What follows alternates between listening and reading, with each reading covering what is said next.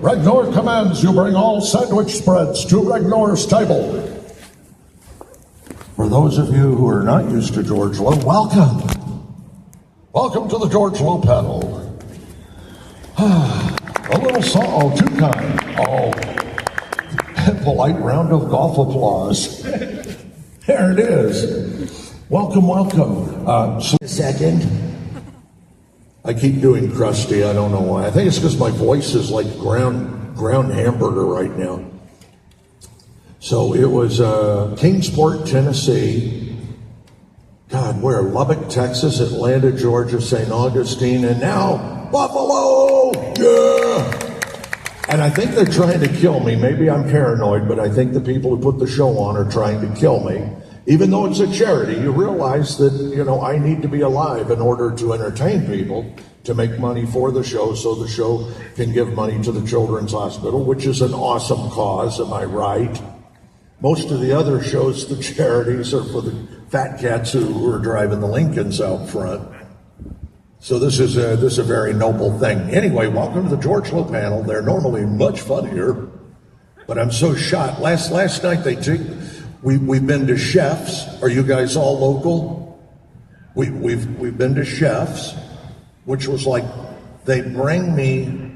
It was like an engine block from a 48 Buick Roadmaster covered in butter and meat sauce, and I ate it gleefully. Then the next day, my helper says, "You want to go to the museum?" Because I'm an art nut. If you're with us at George Lowe Official on Facebook, then you know Daddy loves the art. So I spent the day drooling yesterday at the Albright Knox. Mom, rest her soul, always said, "That's the most boring thing you talk about." And yet she supported the whole art movement. My art collecting, my own Sick Jones, now over 700 pieces. So Mom was a big art nut, but she just didn't like to get into that with people. Anywho, so then we try to eat good. We're at the Albright Knox, and of course Fat Boy has immediately the most toxic thing you can find. Let's get the bean burger. And I'm telling the guy who drove me last night, after DeBella's, I eat this thing called the Godfather. So by now, my bowels are a ticking time bomb. The only thing missing is like Bruce Willis running after me, trying to disarm me and save the city. Yippee-ki-yay! Well, oh no, it's going off. Hold on. I don't know how to stop this. Sorry, Bruce. So anywho, between DeBella's and everything else, we went to Niagara. I shot into the light, so now I have no souvenir photo of me at Niagara. It's okay. But I'm here to answer your questions about the world of voice acting and all of the weirdness that surrounds it. Like when you get enough of these strange cartoon experiences under your belt that you can actually go do these panels and answer. Billy West and I were just at one last weekend. Billy had the best definition for what we do. Our job is getting up every day, finding our next job. Isn't that great? Billy says he always wanted to be the then guy. I'm like, what are you talking about? He's like, tonight on Action News, a hippopotamus that can deal blackjack. Then a man eats his entire family whole and makes a doghouse out of the bones tonight on Action News. So, then LaFontaine, this man's already bored. He had his arms folded, looking completely unhappy. No, be comfortable. You're in med school, right? That's what we do. I had a guy, you want to talk about almost going to Leavenworth? I had a buddy who thought it was cool. He had a friend in broadcasting who was a thoracic surgeon. This guy used to call and go, "Hey, subtotal gastrectomy at 4 o'clock. You want to go?" And I'm a big enough mental case. I'm like, yeah, let's carve this fat bastard up and see what happens. I get in the car, I meet him at the hospital, we go in, and sure enough, it didn't get weird until like my 14th surgery, hanging with this guy. He starts introducing me. She's already yawning. I'm dying. No, it's okay. I'm making myself sleep, which is really what I need. it didn't get weird until he starts introducing me as Dr. Lowe. I said, Henry, we're going to Leavenworth. So I had to start learning like every instrument on the tray in order to survive the experience. Let me have a rib wronger. It was the 80s, and he actually got away with calling the scrub nurses toots. I couldn't believe it. Toots, let me have a rib wronger, please. More bug juice. Cannula, please, Toots. I got a little bleeder over there. Looks a little bit distal to duodenum, please, cautery, Toots. Next thing you know, you're smelling fried Irving. That isn't half bad. I kind of get where Dr. Lecter was coming from. Some of that German mustard from up here in Buffalo will get this guy going. Carve off a little of that pancreas. Uh-oh, the boss's wife is here to make sure I don't drop too many unpleasant thoughts. I'm sorry, Jesse. He's never coming to Buffalo again. So anyway, yeah, honestly, I was parking in doctors, wearing scrubs, carrying a pager, and lying my butt off. But he would have 15 feet of some guy's intestines out in front of us. That's when I decided perhaps medicine is not the career for me. It was the math that I was bad at, too. I would have to look and guess like, okay, here's my friend, the councilman or alderman from, councilman, right? Yeah. From the nearby town. You would come in the door and I'm going like, okay, well, here's a guy, 6'1", 2'5", 210, close. But then I've got to convert that to kilograms and then to cc's. Go ahead and get the body bag. He's gone. I'm really sorry. I'm talking to the widow before he croaks. I'm really sorry. I'm bad at math. Your husband got a little too much morphine. So we'll throw it. That's why George didn't become a doctor. That and, basic skills like math, physics, science, interest, ethics. So who's got a question about the world of voiceovers for Daddy and his crazy methodology for how to do a voiceover, which is like nothing they teach. My theory was you go in a room, you start yapping, which is kind of what we've done here. My cop buddy, I got 20 minutes off my cop buddy in Atlanta. He parks in traffic so I can make my deposits when I'm in Atlanta. It's awesome. You've never lived until you can't find a working bank kiosk and the guy just drives into traffic, shuts a lane down. Go ahead, I'll cover you. And he's standing like this. Go ahead, make your deposit. I'm right here. Nobody else wants to use the machine. You ever been there with some guy behind you breathing down your neck while you're trying to go, Okay, just take the last money, please put it in. Somebody's watching. No. I didn't have anybody for 120 feet. He's standing there with his hand on the gun and the hand on the taser. For some reason, this foaming enema spray that they now carry, I don't know what that was about. So who's got a question for Daddy? We'll throw it out to the floor for questions. Oh, come now. There we are. Now you remember, I'm deaf as a post, so if you want, come up here and scream it at me. That's probably the most practical way to do this. She's coming up. How long did it take you to learn the craft? And when I said scream it at me, she didn't take me literally. I didn't. That's okay. How long did it take you to learn the craft of voiceovers and what kind of work goes into that? Thank you.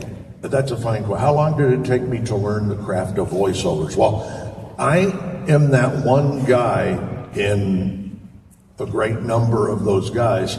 Billy put it best. I told Billy, I said, every time I work with Seth Green on Robot Chicken, anybody here know the unicorn from Robot Chicken?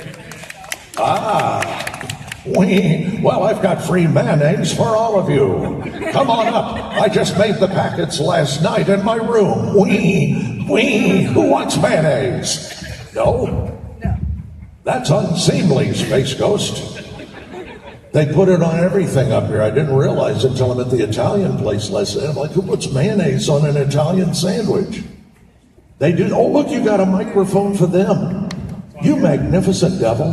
Now it's like Meet the Press.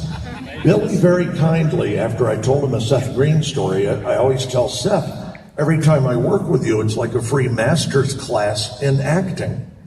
Well, 2 years ago, I was in Atlanta, and I was in the Italian place last night. And I was like, who puts mayonnaise on an Italian sandwich? You magnificent devil. Now it's like Meet the Press. Billy very kindly, after I told him a Seth Green story, I always tell Seth, every time I work with you, it's like a free master's class in acting. Billy says you don't need it, you're a natural. And honestly, I fell into it. When I auditioned Space Ghost, I went in the room, I'm looking at no notes. Clay, rest his soul, told me a great story. They had a curtain up over the window. I forgot that. It was like Wizard of Oz. They were closed off in the room. I couldn't see them. Creepy. And I just immediately treated it like every other moment in my life. You're talking to someone, because I started in radio. Well, radio, you don't see anybody. You're in a dark room. You're yapping into a microphone incessantly. So it became about mentally that contact point with the unknown for me. So a curtain's not going to stop me. First thing out of my mouth was like, what's he supposed to sound like, an idiot or something? And you could hear him on the other side of the glass doing exactly that. You would hear the glass like, and then we like talk back. They'd say, start with line 7 and read through 7 to 24. And that was my friend Keith. Keith's leg could be on fire. That's as excited as my friend Keith Crawford ever gets. It's like, oh, my leg is on fire. Keith was the big gun when he started with us. He came in. Imagine starting Cartoon Network with like 8 or 9 other really sick people who all had their own odd way of doing things. I was a cog that was kind of the missing element. Like, well, we want somebody who can read it, sound like a superhero. Hey, kids, get your fingers out of there. We're about to go back in time. You don't want to arrive in France in the 17th century with your fingers in there. It will look unseemly in the court of Louis XIV. Oh, sorry, Your Majesty. So there was no training for me. They gave me the ad lib opportunity. Keith had already come in having won Sundance. That was the cool thing about him. He was already like the big gun in the building. Can you imagine starting Ashley Judd? And you're like, how do you top that? And the next thing on your resume is one of the initial 9 mental cases who started cartoon. So it was great. Clay was like a walking, library of everything cartoon. He could draw with that 60s vibe, had that kind of Jetson space flair. Aquatine really turned him loose on his monsters and stuff. And he'd go, hey, I was on the other side. He said, I could tell you were killing it. He was a big fan of Dawes. He could do, Zorak. Anyone who could scream like Zorak for 2.5 hours. Can you imagine how painful that was? I mean, the guy's like hocking up a lung in the session. That's like, okay, what's next? They'd hand him more. He'd go from that and start Aquatine right after.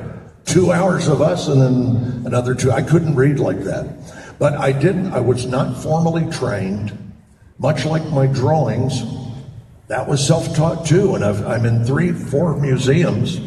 High Museum in Atlanta. I'm in the MFA in St. Petersburg. If you want to see the drawings, this is the creepy part too, because I'm the guy who can't figure a tip at dinner.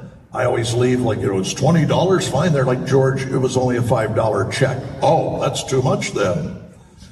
The waitress liked the 20.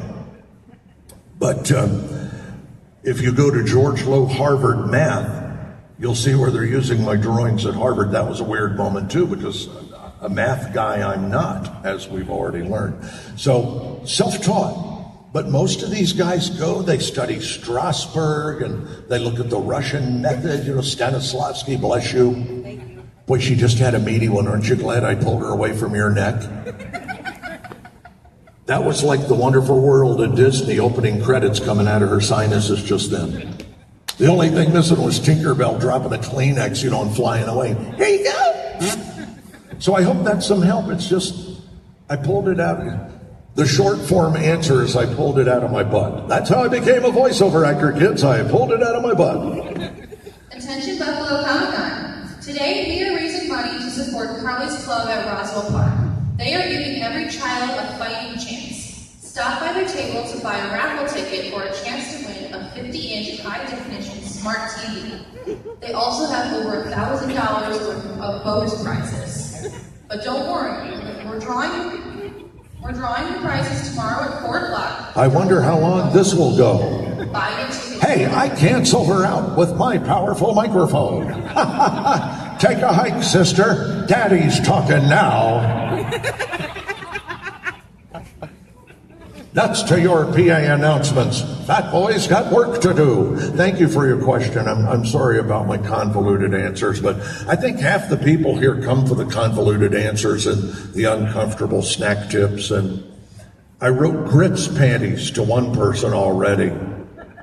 You can only get grits in the South. You can't get grits in Buffalo. My theory now is if somebody wanted to open a good Southern restaurant and have grits in Buffalo, I think you would be the only person who made them. You could get rich foreseeably doing the Southern greasy breakfast. Lady has come back. All right, well, who's got another question for Daddy? I don't know. Let's just keep listening to him stall for time. It's fun. I guess I'll do a couple of commercial sponsors while you kids make up your mind as to the next question. Could be anything. But our panel today is brought to you by the fine folks at Panty Puddin'. Pour dry mix in airtight sandy pants. Go for a stroll.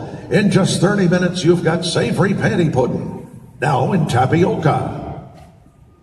Time out. Just want to make sure this is working. Is it working? Huh? Can you hear me? What, is yours working? I don't know, yeah. It'll probably feed back if it's louder. I'll just have them keep screaming at me. All right, well, I'm not the tech guy. Also brought to you by Tongue Brothers Ball Game Wieners. They plump when you touch them. And by Pirates Lube. Get your vessel quicker through the channel with Pirates Lube, now in pillaging size. And by America's smallest handheld vacuum, the Rug Goblin. Works great in RVs, boats. Wait a minute, you gotta wait for the Rug Goblin slogan.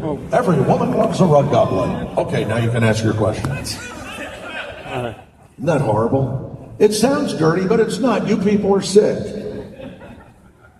Well, my question is, would you ever consider doing a live-action Space Ghost?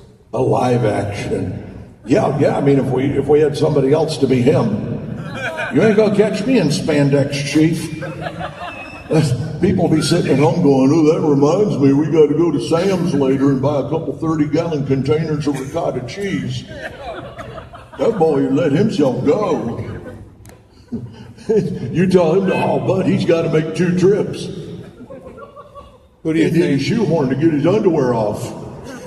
It's not good. This man has not smiled one damn time. Really? Honestly? You know what? What never fails. Give me a second, because I got to work on this guy. No worries, you're welcome to stand. This never fails. Okay, you ready for 6-second joke?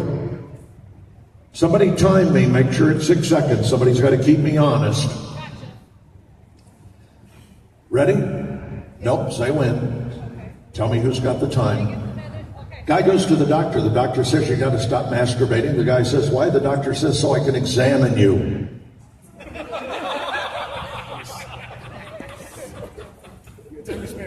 5 and change. 585. Welcome, gentle friend. Oh, I'm sorry. We're going to have our security people go through your personal belongings. What? We're like the TSA here, only we're really greasy and slippery and clumsy. But it's fun. Most people leave going, I feel refreshed. Okay, so what's your question? I'm sorry. The judge. Who would you consider playing the part of Space Ghost? Oh, the live action. Yes.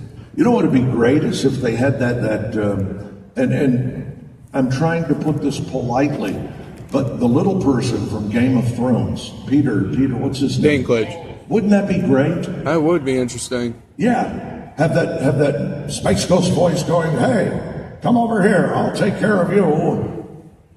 And what is he, like 3'9" or something? Somewhere. But he's a great actor. Wonderful. The guy's, I mean, I can only dream of delivering a line like that. Yeah. I have my moments. I can do drama. Yeah. Yeah. Well, thank you. Thank you. I'm sorry that wasn't better. Gosh, I thought of one the other night. It was a combination between Shawshank Redemption and Silence of the Lambs. Morgan Freeman wakes up in the well. He's got the guy making a lady suit out of him. I hope to see my friend again and shake his hand. I wonder if the water's as blue as it has been in my dreams. Either that or, by the way, I can never eat at Arby's again in my life because every time I go now, I think of Pulp Fiction.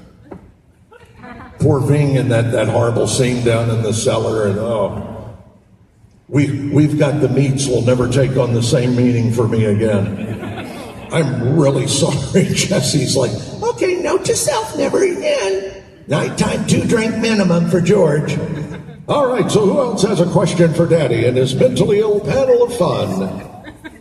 I'm sorry, by the way, the bigger tables are $200 each for the charity.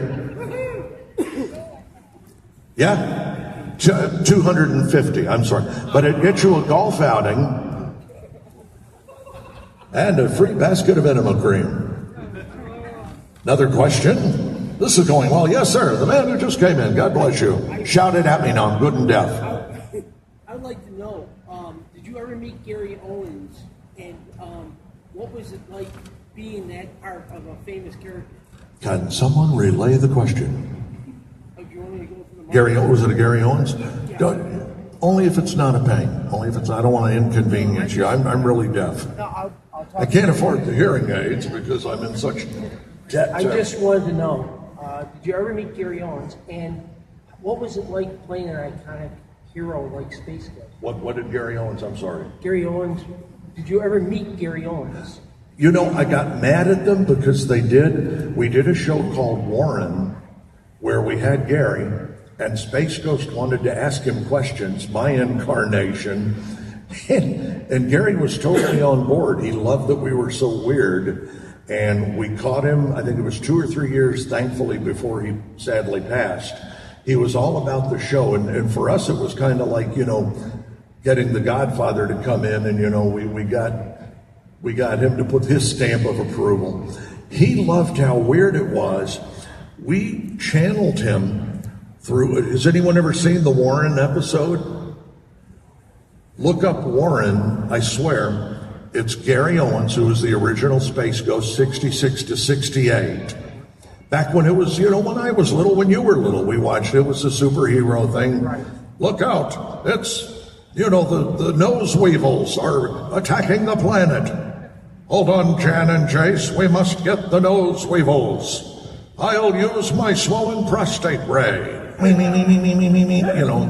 Then the weevils can't move or sit comfortably, and they have to go in to see the proctologist. And then they end with the da-da-da-da-da-da. Gary did our version, and we had to channel him through a talking plant. I swear, somebody sat there with a hedge doing this. That was Warren talking. Well, and the voice we got for Warren was Colonel Bruce Hampton, the great Southern rocker, who was also in Sling Blade. Okay. Can't miss him. And he's like, in order to summon Gary, y'all must hold hands and repeat after me. Gary. And I'm going, Gary. It's all right, Gary. Multiple little Gary. Where are you, Gary? Gary. Keep holding hands, y'all. Join hands. Gary. And his head pops up in the plant. Back in 1966, I was working for Mr. Barbera, Johanna and Bill Barbera. It was, what a wonderful time we had. And I'm sitting there going, you're not Space Ghost, I'm Space Ghost. And we got into this great back and forth. No, I was Space Ghost. No, you're not, I'm Space Ghost. So suffice it to say, kids, mine went 5 times longer. Thank you very much. Thank you. Smarmy Hollywood applause, thank you, even if you don't mean it. Golf clap. Jesse, what is with Buffalo and the golf clap? She's over there buying shoes from Nordstrom. Even Even the boss is bored with me. You see that? That's not true. You're doing it great. They brought me a donut this morning, by the way, that is right by my tricuspid. So any second I'm going to be on the floor. Hopefully somebody in here knows how to do the compressions. I hope that's a pretty good answer. We had him on. He was totally cool with the fact that we had taken him off the rails. And what was it like playing an iconic hero? I'm sorry. What was it like taking the shoes of that and being an iconic hero like that? I mean, how did that make you feel? How did we doing the voice of Space Ghost and being Space Ghost? How did that make you feel? I mean, that egg salad. I'm defaulting to the egg salad question now because I'm that deaf. When I do my egg salad, kids, I always use what Guy Fieri refers to as the Holy Trinity, which of course is delicious celery, red pepper, and onion, preferably a Vidalia. When the Vidalia onions come fresh, you want to get one up here. Mighty tasty. And I use the center of the celery. I don't use that outside crap that they put in soup like at Panera. Not that stringy crap that you fish out of the bowl and they won't even get the cat in the alley to eat it. I use the baby celery right in the middle of the stalk, which you can actually chop the whole thing. And I include the green part, the leafy part. So good in your egg salad. You want to use really good eggs, and you don't want to go too crazy on the mayonnaise. Nice coarse ground pepper, and that's my answer to the second part of the question. Thank you very much. Thank you, sir.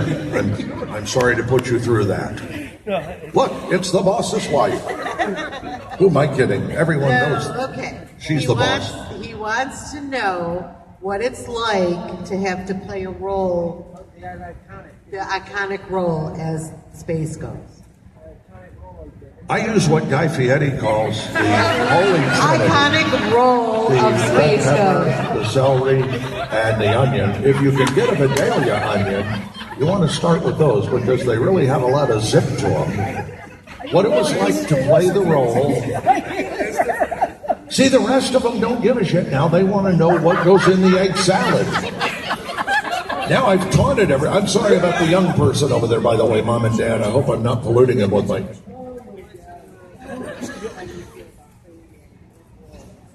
Oh, it was an honor playing the role. I'm sorry. I thought he was asking what I like to put between a delicious roll. So that's where that fell apart. By the way, I use the Mount Olive sweet pickle relish, but you've got to drain it. So what's really good is if you take however much pickle relish you like in your egg salad, you drain it in a colander and let all that extra, then you don't get a big soaking wet. Who hates soaking wet sandwiches? What, you're joining me now? She's like my translator. Welcome to the United Nations.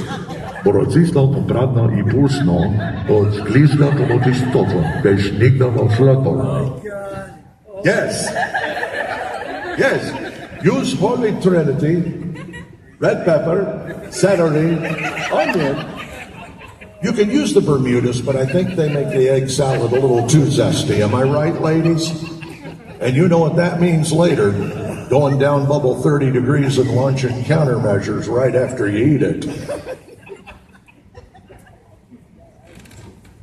So who has a question for that? By the way, the answer is I was deeply honored because we're probably in that similar age group. That was my Saturday morning thing, was getting up, watch the Roadrunner, watch Pink Panther, turn around, watch a little bit of the Herculoids and Frankenstein Jr., and then we got the Space Ghost, and it was awesome. You haven't lived until you've seen 16 millimeter dubbed in Spanish.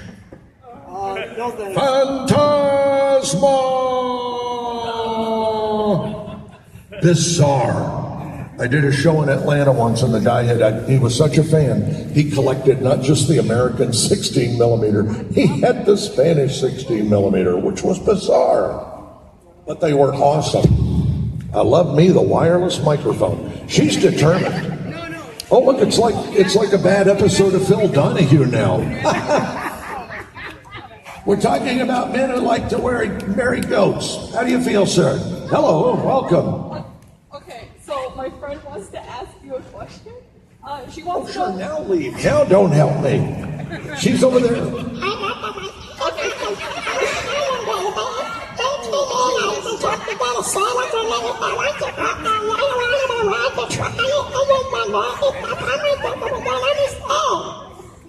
My friend wants to know why you call yourself daddy. Why I what? I don't know where daddy came from, although there was that Playboy bunny I dated.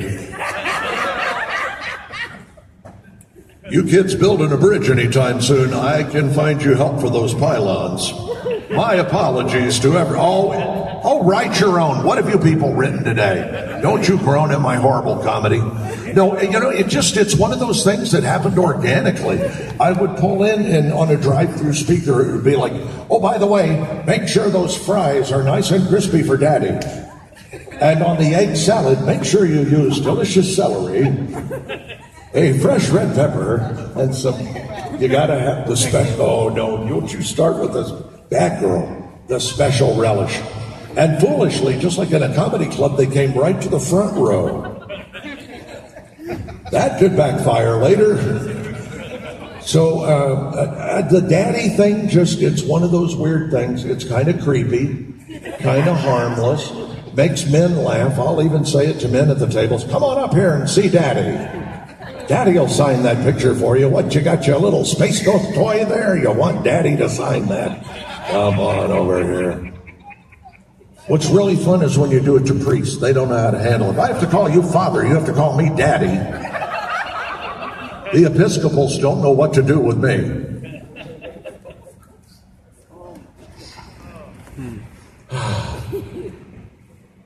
You'll never see AME nailed to the front of an Episcopal church, am I right?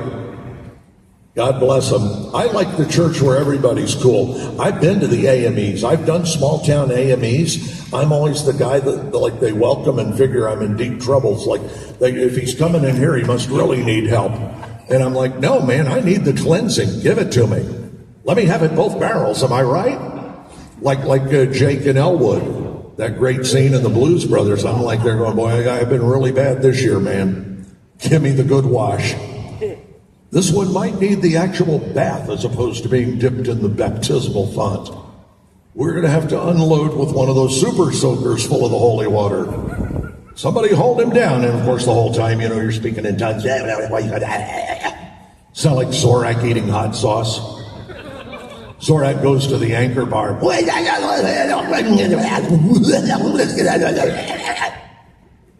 For you, buddy. Oh, and by the way, do me a favor. I've been doing it. Everybody just look up and yell, hi, Mabel. Hi, Mabel. Hi, Mabel. Because she's up there right now going, oh, my God, he's not doing any better than this. I lost Mom 10 weeks ago, so it's been awkward, and I come and I try to be entertaining and cheerful, and hopefully you're getting something for your money. I don't know, a couple of you look like you haven't had a good bowel movement, but I think most people are happy with me. My friend here, now you like 6-second joke, so no more crap out of you today. I saw you laugh. And actually, the poor girl's behind him, she confided in me, he actually seeped a little gas when he did. It was like the last gasp out of a whoopee cushion, just that final little all done. No more. She's eating. She's come to have a snack and watch the show. He squeezes her. It's okay, honey. I'll protect you from the rabid crazy man. I'm a pushover. Anyone could get the better of me here. The 14-year-old kid over there who's like, why couldn't we have gone and seen the He-Man thing? He-Man, by the way, does his own sewing. Just saying. Things you didn't know about He-Man. Not that there's anything wrong with that. How are you? How are we doing on time? Oh, look at that. It's 3 till. Can you believe I ate up another hour of time just blathering crap? That's time for another question. Come on over, young man. Midge Foodman, come on down. You're the next contestant on What the Hell Just Happened? Where did you get your donut and what kind did you have? Don't tell me. It was like one of those cushions they give you when you have hemorrhoid surgery. This big, fat, red thing no, that's what came out during the surgery. My mistake. It was, what was the name of that? Pollux? It was a black. Pala. Pala. Paula. Popala. P-A-U-L-A. Yes. See, I'm mistaken. I forget I'm in New York, so we're having to do the southern to northern translation guide. And wait, he also had a Tim Hortons. I did, and I've been to Chef's. No, I didn't have a Tim Horton. They brought me caffeinated coffee from Tim Horton. Yeah, and I've actually started. Oh no, they didn't listen. Yeah, no, don't worry about it. But I started lactating as a result of it. And you want to know how caring these people are? She gives me a sports bra full of rock salt and ice. So you come by the table later, I'm whipping up my own soft serve. Hey, what's it called? Daddy's making the ice cream. Then it's off to the AME for a cleansing. Brother, help our brother Space Ghost cleanse himself from his dirty thoughts and his rocks of bed and his good ice cream. We'll get the priest down there hooked on it. I'll be over at the St. Joseph's Carnival later, dishing out free soft serve to the kids. Well, thank you all for coming. I hope you'll come to my table and spend lots of money because Daddy needs a new pair of everything. I know, hearing aids. No, that comes after I pay for everything else. I'm still dealing with Hurricane Irma from a year ago. Can you believe that crap? The fun never ends. Thank you all for coming. I'm sorry I had to sit, but I'm old and tired. God bless you all. Thank you for coming. I'm going to sneak back to the table now.